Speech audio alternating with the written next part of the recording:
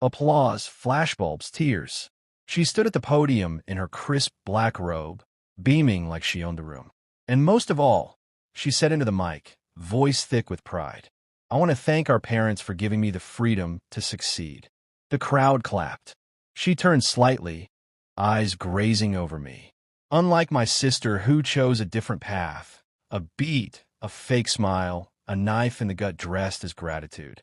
I didn't flinch, didn't blink, just smiled, raised my glass, and watched her finish her speech like she hadn't just erased me from her story. She had no idea, but she would, because with that sentence, she triggered the one clause she should have read. I paid for everything.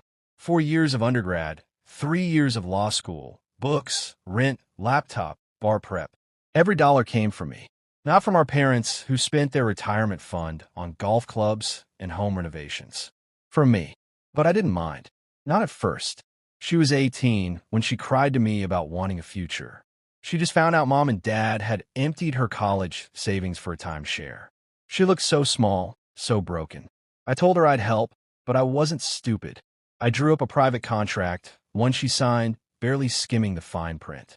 She laughed, called me dramatic, said blood didn't need paperwork. Turns out it does, especially when blood gets greedy. Over the years, she changed from grateful to entitled. Phone calls turned into demands. Thank yous became expectations. She forgot where she started and who got her there. I noticed in the way she introduced me as just my sister, never mentioning how she got to wear that suit or how she complained about people who settle, staring right at me across the table. But I said nothing because I knew something she didn't. She never actually read Clause 17. Clause 17.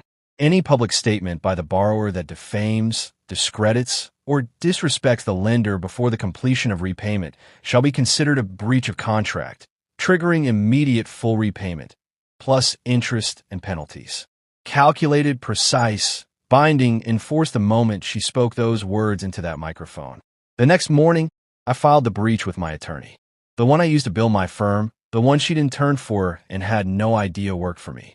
I submitted the signed contract, time-stamped video, transcription of her speech.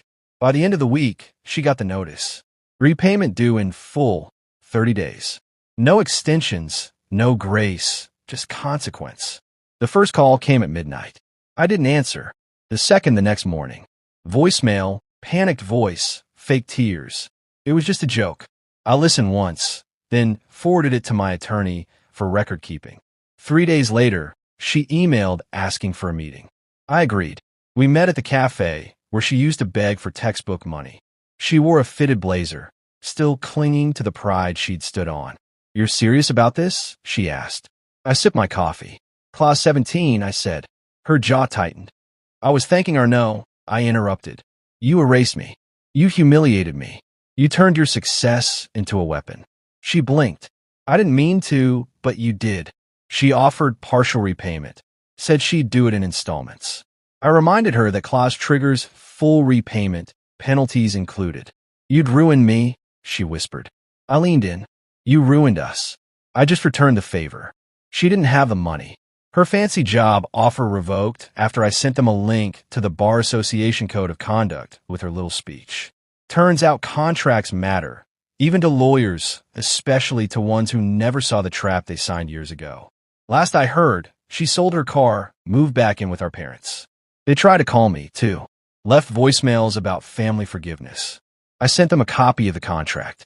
No response after that. Me? I'm not bitter. I'm clean, clear, free. She wanted to make me small in front of crowd. Now she knows I don't fight in front of people. I fight on paper, in silence, with signatures and stamps, and I never miss. She stood on stage in a cap and gown. Now she folds clothes at a strip mall legal clinic.